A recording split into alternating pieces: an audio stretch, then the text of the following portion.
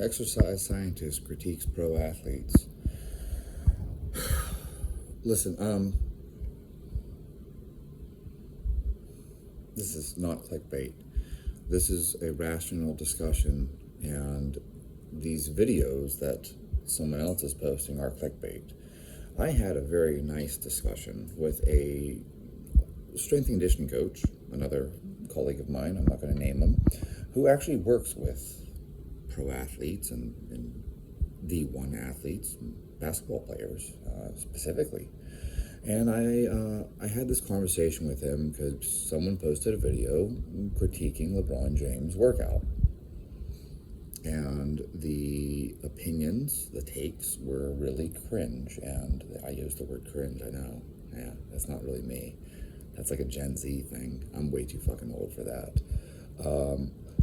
So they were really bad takes. And they're really bad opinions. And the thing that I couldn't help but notice about this is that this person clearly has no experience in coaching real athletes. There's nothing wrong with LeBron James, and there's nothing wrong with his workout. Sorry.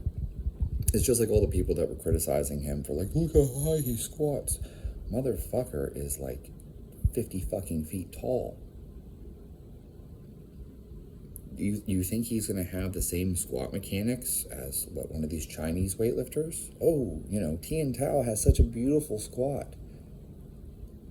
And you think this basketball player is supposed to have the same mechanics and the same biomechanics and the same, like the leverages, like the limb lengths and as Tian Tao? What? Listen, this is stupid. This is like telling everyone that you have to squat the same. No, you can't. No, you can't. You don't have the same hips. You don't have the same structure. You don't have the same angles. It doesn't look the same. My squat doesn't look like your squat. That's okay. That's not like one of us is squatting wrong. You're squatting within the framework that you have to work with because this is the mechanics of your body. LeBron James, oh, he's soft. Well, yeah, basketball's a soft sport. This isn't, and I don't mean that in a mean way. I mean, like, this isn't fucking playing offensive line in the NFL. And the same thing goes, so I'm going to head down the rabbit hole here. This exercise science, right? Exercise scientist criticizes, critiques Tom Brady. That video was awful. I actually couldn't even watch it. I had to turn it off. As I discussed with this fellow S&C coach, yeah, Tom Brady plays quarterback. He's old and he plays quarterback. Why would you train him like, say, a fullback, a lineman, a linebacker, a defensive end? You would not do that. That doesn't even make sense. You're just trying to keep him healthy enough that he can throw the ball. He doesn't need maximal leg strength. Tom Brady does not need to fucking squat 500 pounds. He doesn't need optimal hypertrophy training. He doesn't need optimal strength training even. He needs to not be in pain. Mark Wahlberg, apparently we critiqued Mark Wahlberg as well. Exercise scientist critiques Mark Wahlberg. Mark Wahlberg looks fantastic, performs fantastic. He's healthy. He's not in pain. He looks great. You're going to criticize Mark Wahlberg? For what? Because he's not a bodybuilder? Oh, Mark Wahlberg doesn't train like a bodybuilder. He's not a bodybuilder. Perhaps we should jump down this pathway and be like, oh, Hugh Jackman doesn't train optimally for bodybuilding. I don't know too many women that would look at Hugh Jackman as the Wolverine and kick him out of bed. Ryan Gosling doesn't train optimally for bodybuilding. He's not a bodybuilder. He's not competing in bodybuilding. This is like, gosh, I wish I could remember his name. It's that guy with the giant biceps that he apparently, I don't know, blew his own bicep up because he injected so much synthol into it and stuff like that. I feel like his name's like Greg something. He made this comment. He's like, nobody wants to fuck Jay Cutler. Yeah. Ask your girlfriend if she'd be more interested in Brad Pitt in Fight Club or Jay Cutler on the Olympia stage. So, Brad Pitt in Troy doesn't train like he should for a bodybuilding competition, and Mark Wahlberg doesn't train like he should for a bodybuilding competition. Well, their goal isn't bodybuilding, is it? And so, you look at LeBron James, and it's like, well, he's not training optimally for bodybuilding or powerlifting. And it's like he doesn't compete in bodybuilding or powerlifting. This is a completely different sport with different demands. If you have someone who is that tall, you're going to train them differently than you train someone who is, I don't know, playing rugby or football or pick a different sport.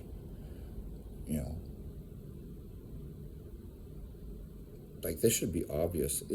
This is, I think it was Immanuel Kant who made this comment about how, like, you should have the courage to believe in your common sense or something like that. I know that I misquoted it. It's not how he said it. He said it much more eloquently, much more articulately than me. But the point is that you should have the courage to believe in your own common sense. And your own common sense tells you, hey, LeBron James, Tom Brady, Mark Wahlberg, etc. don't need to train like a bodybuilder and shouldn't train like a bodybuilder.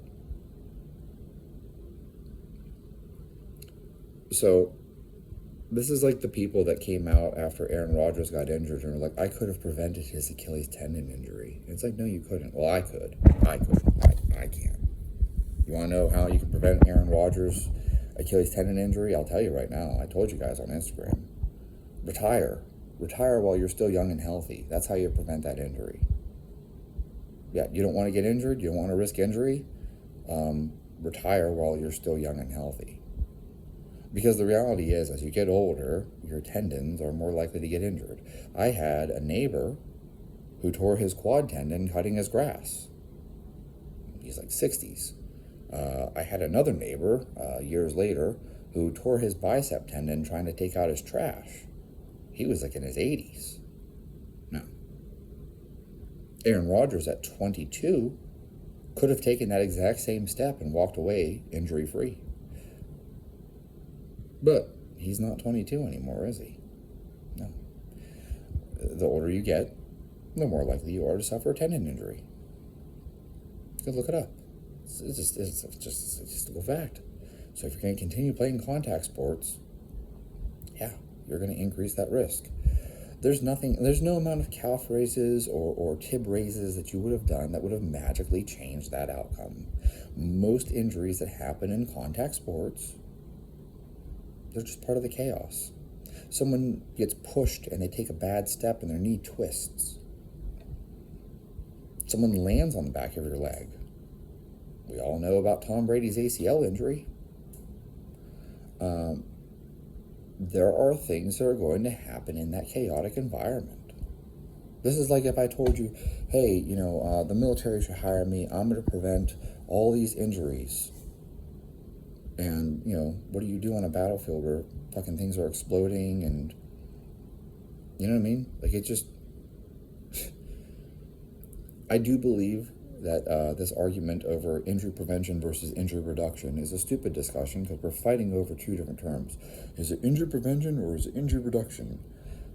Please, this is pedantic and it's a waste of time to debate these things. Yes, you can prevent injuries. I discussed this in a previous video. Watch my previous video. There are plenty of injuries that you can prevent because a lot of injuries are just stupid. You knocked your teeth out. Why? Because you weren't wearing a mouth guard. You could have easily prevented that. Put your fucking mouth guard in. So yes, you can prevent injuries. But there are some injuries that you just simply can't predict them. And there's practically nothing you can do when a 400-pound man falls on your leg. It's just the way it is. So this whole thing of exercise scientist critiques so-and-so, the worst part of it is that you're criticizing these things that clearly you don't have any experience with. This is why, I don't tell people how to do bodybuilding. I don't tell people how to do powerlifting. I don't. I talk about general fitness. I don't tell you how to peak for a powerlifting meet. I don't tell you how to peak for stepping on stage. You won't find that in any of my videos. I talk about these things in general terms, because the generalist does some bodybuilding, does some powerlifting, does some weightlifting, does some strongman. But like, I'm not out here telling you, hey, this is the way you have to train, and this is how you peak for whatever fucking competition it is. The only thing I do, is I help people pass their military PT tests. I can help you peak for that. That's something I have a lot of experience with, both personally and as a coach. But I don't put people on stage. Yes, I did coach a powerlifter, and he did set a world record, but that's not important. He was already fantastic when I first got him. I've had guys go to the NFL Combine. Again, they were great when they came to me. This is one of those things, let me throw this out there real quick. People ask me about this particular player that I worked with because he jumped 44 inches. And everyone asked me, how did you get him to a 44-inch vertical? And I tell everyone the same thing. On day one, when he stepped in the door, before we even started training, he already was jumping 43. It's not like I took him from a 20-inch vertical to a 44. Like, people think that there's some magical thing here, like you can get me to a 44 too, right? People contact me and they want me to help them get to a 44-inch vertical. And it's like, well, currently you jump 24. I'm not going to get you to 44. He walked in the door jumping 43, and we got him to 44. We just added 1 inch. So, no, don't contact me and ask me how you're going to jump 44 if all you jump is 30. If I could do that, I would have done it for myself. My best vertical is 36. I'm not jumping 44. Anyways, point being, this whole idea of, I'm an exercise scientist, I'm going to critique these things, and then it's like you just end up showing that you have no idea what these people are doing. Trust me, these guys are doing what they need to do. This is like I point out to people all the time, like, you see Jordan Peters and he's lifting these crazy fucking heavy weights. Why is he doing that? He would do it with less weight if he could. If he could get by doing less, he would. His sport is bodybuilding. The reason he has to go heavy is because he has to use such a heavy load to make any more progress. Anyways, you should take all these things with a grain of salt.